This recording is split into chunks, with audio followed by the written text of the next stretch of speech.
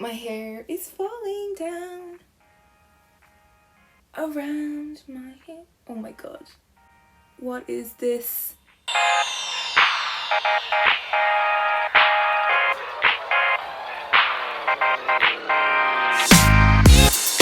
Welcome back. Clearly I still think I have time for this, which I don't. But you know what? As I said last time, this is just the way it is. So I just have to embrace it. So here we go. Today we are going to be talking about the Holy Grail, Zack Snyder's Justice League. Hallelujah, hallelujah. Can you guys believe it? Honestly, I never thought we would get this. I know some people pretend like they always knew. Be honest. Like, yeah, I'm sure at certain different points you thought it was going to come out. So I think it's a miracle and I am basking in it, to be honest with you. So we're going to talk about it today. What I'm most excited about seeing, what I'm looking forward to seeing. So first things first, obviously, I think I need to just say it up front. Black suit Superman. I feel like people have almost forgotten how excited we were for that suit. Because like, yeah, we've already seen it in like so many promotional teasers and stuff like that. Can you guys remember the absolute crushing disappointment when we went into the theatrical cut and there was no black suit there? I mean, I personally was devastated. And the only way it really could get any better was if he rocked a mullet. I want Superman in a mullet. And a full beard. I need a minute.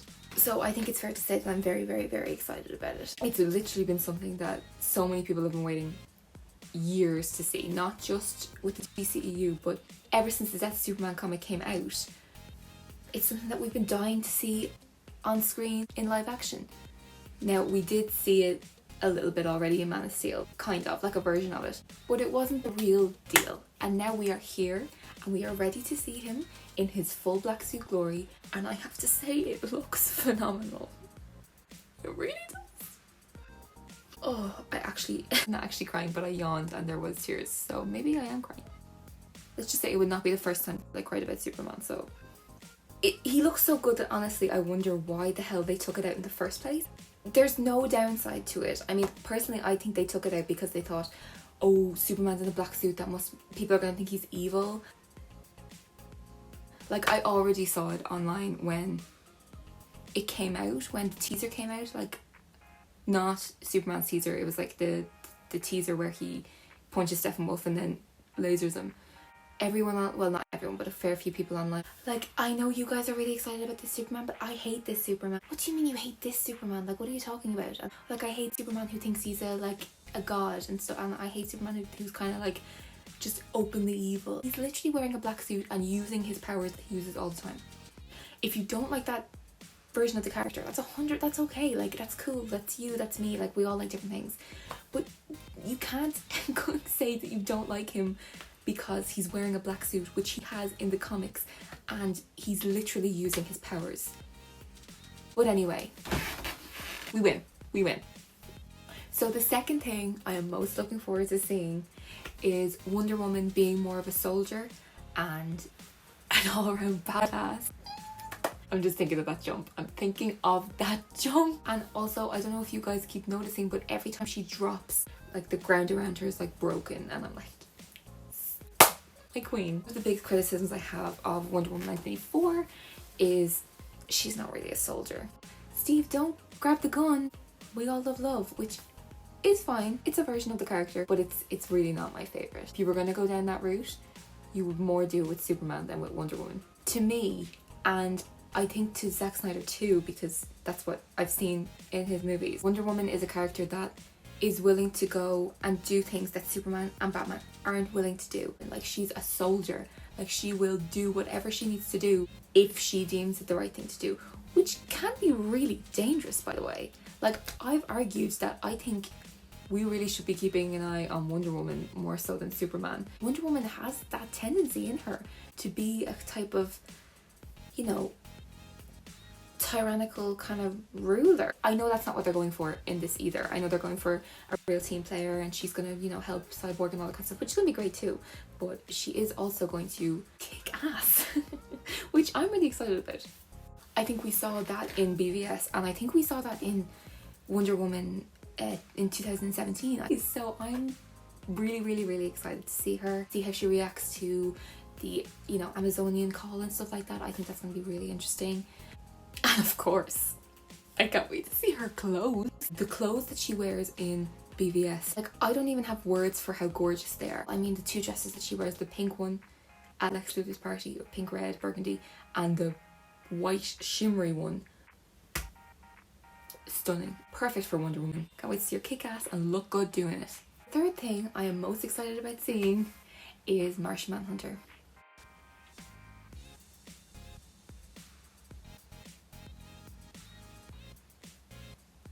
Awkward.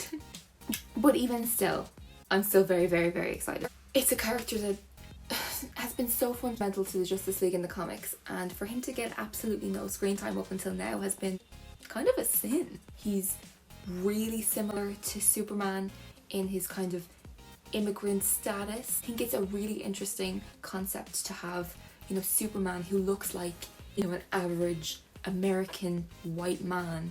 Okay, he's having trouble being accepted, but could you imagine how hard it is for someone like Johns to like be accepted as like a green Martian? I just think it's a really cool commentary that Superman can be out and be open and be, you know, still have a hard time, but, you know, be accepted by a lot of people, whereas Marshmallow Hunter feels like he can't be accepted by anyone. I'm also very interested to, you know, hear what he has to say about not getting involved when Doomsday was there. I'm sure there was an explanation. And I'm sure if Superman had died and Doomsday wasn't destroyed, I'm sure he would have stepped up to the plate. I mean, like, Wonder Woman was doing well. I think Wonder Woman probably could have done it eventually. But anyway, that wasn't what really happened, so. But I'm very, very excited to see the CGI and see the look. It's a hard character to do because, like, what the hell is that outfit, you know what I mean? It's hard to make that look cool, but I'm sure he'll find a way. I kind of secretly hope that he's not the surprise cameo because we know that it's him. I still think it might be Green Lantern. The more and more I think about it, do you know what? I'll leave that. I'm getting ahead of myself. There's another topic to come up. So the fourth thing I'm really looking forward to seeing is Cyborg's backstory. I mean, it's a given, right? Ray has been amazing for this whole thing and such a great actor. Came from a stage background, which if you can act on a stage, you can act anywhere. I don't care who says what, it's the hardest place to act. In front of a live audience like that, night after night, getting a reaction and pulling an emotion out of an audience like that, he's well able to handle something like the complexity of Cyborg. So I'm very, very, very excited to see that. I'm excited to see what his connection to the mother box is. I think that would be really cool if he was one. I don't think that's the route they're going down. I think he'll be made from one and he'll have like mother box tendencies, but I don't think he actually is one. Like, I don't think he can open a boom tube or anything like that, but I hope he can. If it was up to me, that's what I would do. I would make him one. But we will see. All our questions will be answered in a week. Probably less than a week now. I don't know when I'm going to put this up, so probably less than a week. Topic number 5 is Steppenwolf's redemption. This makes me so angry when I talk about it, to be honest with you. Now, when you hear Steppenwolf redemption, you're probably thinking they're not going to kill him in the end. No. Wonder Woman is going to slice his face off, and I can't wait for that, as we heard in topic number 2. But when I talk about Steppenwolf redemption, I mean the redemption of the character of being a badass. And really, it couldn't have happened to a nicer guy.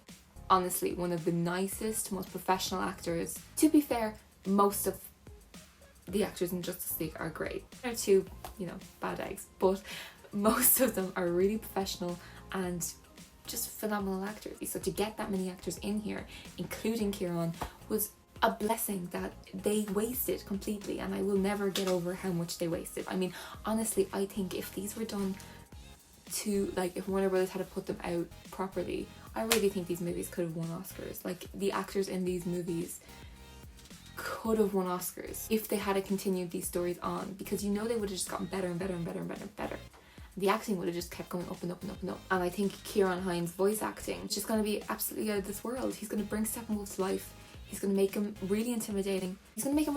But also, like, really kind of scared of Darkseid as well, which is like a hard thing to do. It's hard to be intimidating and also be scared at the same time. He's going to give motivation to the character as to why he's doing this. He's not just doing it just because he has some weird mother fetish. I don't know what they were going for. and they are going to really, you know, just make it a brilliant character. Like it is. It's a brilliant character and a brilliant man.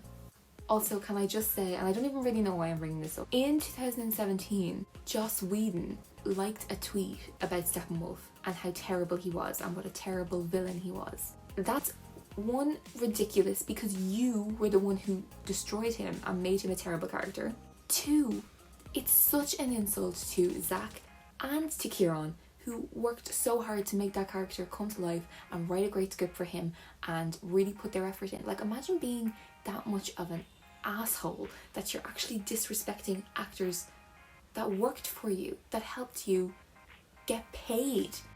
Whatever. It's something that people don't talk about a lot, and I feel like we should talk about it more because it was disgusting and it really annoys me. Anyway, number 6, the nightmare scenes. We are so lucky. I really never thought we would see another nightmare scene ever again. So to see a nightmare scene with not just Batman, but Flash, Cyborg, Mira, Deathstroke, oh my god, he looks so good. And of course, Jared Leto's Joker, oh my god. He looks phenomenal, sounds phenomenal, the dialogue looks out of this world. I think him and Jared work really well together. Apparently they had like a really great time on set. I'm really excited for it. I can't wait. I never thought I'd say that I was excited for Jared Leto's Joker, but when Zack's at the helm, I think I'd be excited for just about anybody. I really want to see what that nightmare scene is from the clips that we have seen. Okay, so Batman and Joker talk. They talk about Robin and stuff probably. But then we see Cyborg and he's actively ready like to fight. Like a big gun comes up from him, from his like shoulder. Who are they fighting against? Superman? Super soldiers? Or parademons? They're fighting against somebody and I need to know who it is because I can't wait any longer. The 7th thing I am most looking forward to seeing is Darkseid. Of course. If you had told me 2 years ago that I was going to see Darkseid,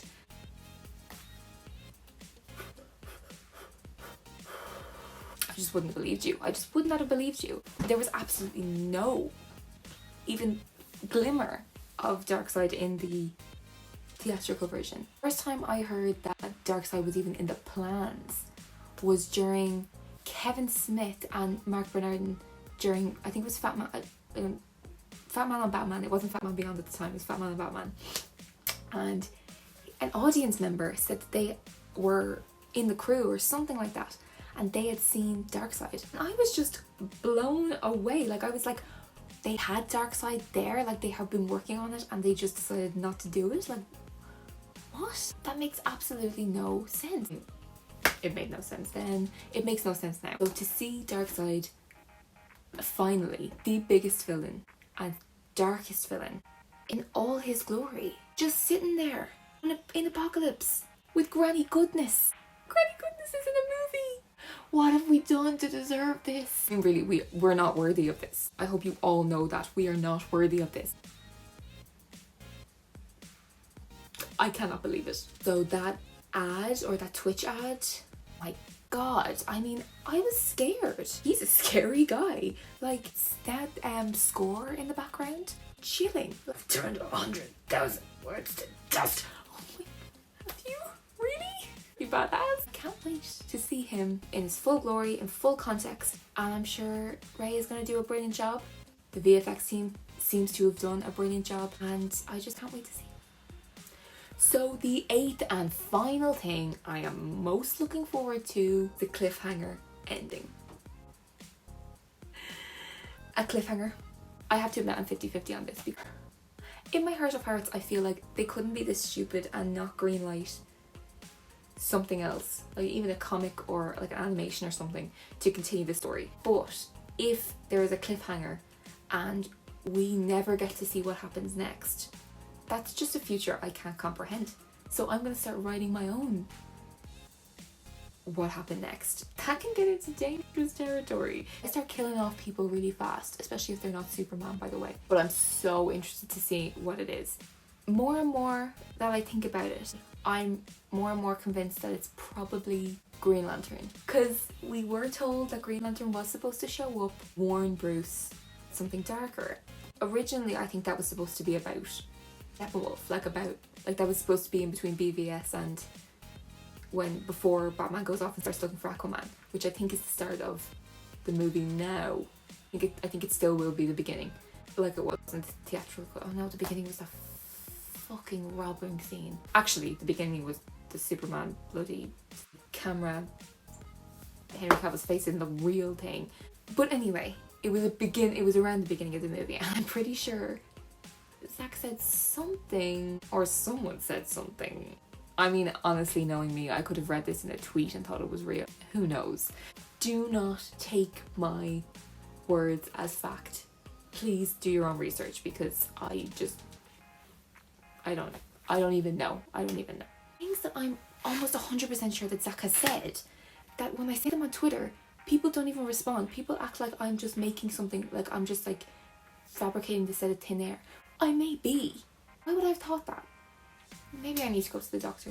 But anyway, I'm nearly 100% sure that at the beginning of the movie, or maybe the end of BVS, there was supposed to be a Green Lantern that came to Bruce's house, the thing on the lake house. Lake house is what I meant. And warn him about Steppenwolf and Darkseid. I don't think it was supposed to be at the end when they had defeated Steppenwolf. Then the Green Lantern comes and it's like, there's something coming. Like, I think Bruce knows something is coming, you know what I mean? But I don't know. But I am more convinced now, the more I think of it, that the cliffhanger ending will be the Green Lantern coming to Bruce and telling him, hold your horses there, Batman. I think you can just resurrect an alien and everything's fine. No. There's something else out there. It's coming to destroy you. It's going to take everything you love from you. It's going to take everything you want in this world.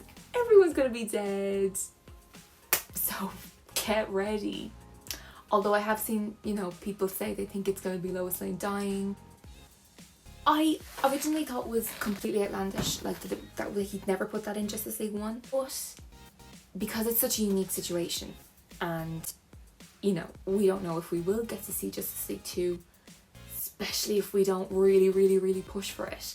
He might put that type of bombshell ending so that we are like,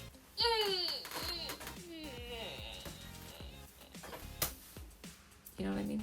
Now, we will be anyway, like you and I, but the regular audience might click onto HBO Max and say, oh, I want to watch the Justice League, I heard it's coming out. They don't really know the story behind it. Press play on it, they say, oh, this is really good, and then a bombshell cliffhanger ending.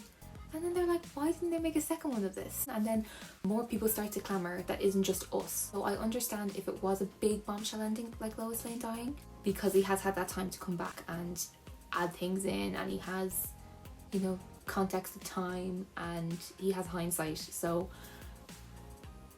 maybe. But I still think in my heart of hearts, if I had to put money on it, it would be Green Lantern coming to warn Bruce. I think that is the cliffhanger. I don't know. What do you guys think? I want to know what you guys think. What are you most looking forward to seeing? Is it Superman in the black suit? Is it something I haven't even said? I want to hear. I want to know your thoughts. Also love if you could subscribe or give this a like, or give it a thumbs down if you thought it was crap. I want to know. I want to know your honest opinion. But anyway, I hope to hear from you guys soon. I don't know when the next video will be up. Maybe tomorrow. Maybe not. Who knows? And maybe I'll plan something, or maybe I won't. Maybe I'll just sit at home and stay off Twitter because I don't want to see any spoilers. But either way, thank you so much for viewing, and I'll see you soon.